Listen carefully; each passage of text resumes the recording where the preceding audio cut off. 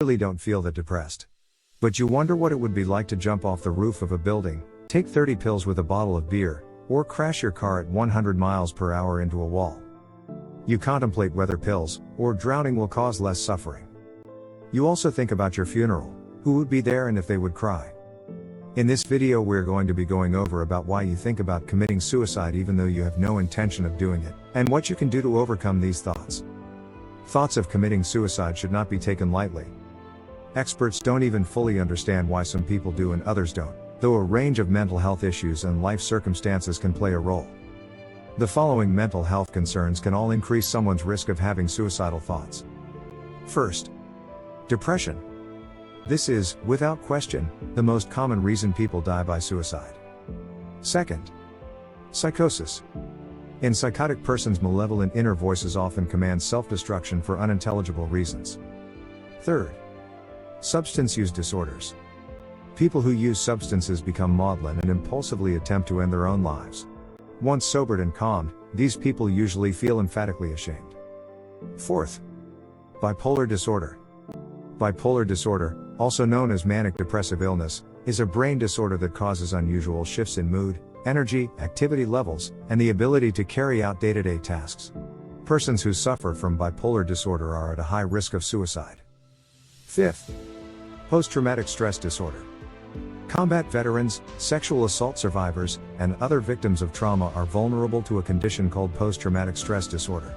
They are haunted by memories of acute crises, acts of self-injury, or extended periods of severe depression. Persons who suffer from post-traumatic disorder are also at a high risk of suicide. Anyone suffering from these psychological illnesses should seek professional help as soon as possible. That said, there are a few reasons why you may think about suicide without suffering from mental illness. First, natural curiosity.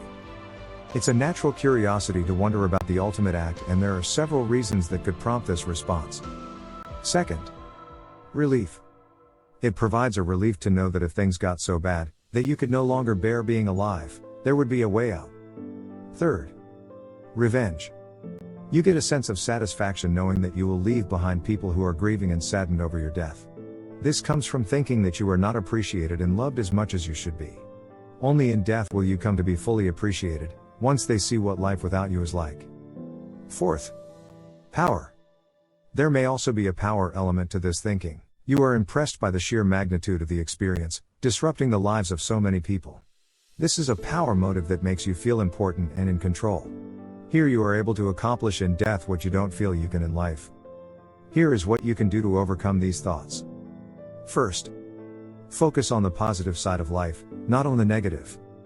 The best way to eliminate fantasies of suicide is to have in your mind something much more constructive to preoccupy itself with. Replace the suicide fantasies with visualizations of yourself succeeding in life. Create goals that inspire you and back them up with action plans. Imagine achieving your goals and what your life would look then. People say that success is the best revenge. Let your achievements change you and let your achievements do the talking. Try to live the life that you want to live and be the person that you want to be. Second, realize how stupid suicide fantasies are. Suicide is the dampest possible way of getting revenge. It has exactly the opposite effect of what you intend. Why is that? Because the people you want to strike back at are the very same folks who won't even remember you a week after you are gone. Besides, practically speaking, there are too many things that could go wrong. What if you put a gun in your mouth and pull the trigger but miss? You will end up a brain-damaged vegetable, kept alive on a respirator for the next 20 years. Finally, don't keep these suicidal feelings to yourself. Many of us have found that the first step to coping with suicidal thoughts and feelings is to share them with someone we trust. It may be a family member, friend, therapist, family doctor, or an experienced counselor at the end of a helpline. If you still cannot overcome your suicidal thoughts, call your local suicide prevention hotline or mental health counselor to get a reality check. If you enjoyed this video, don't forget to like, share, and subscribe to my channel. Thanks for watching.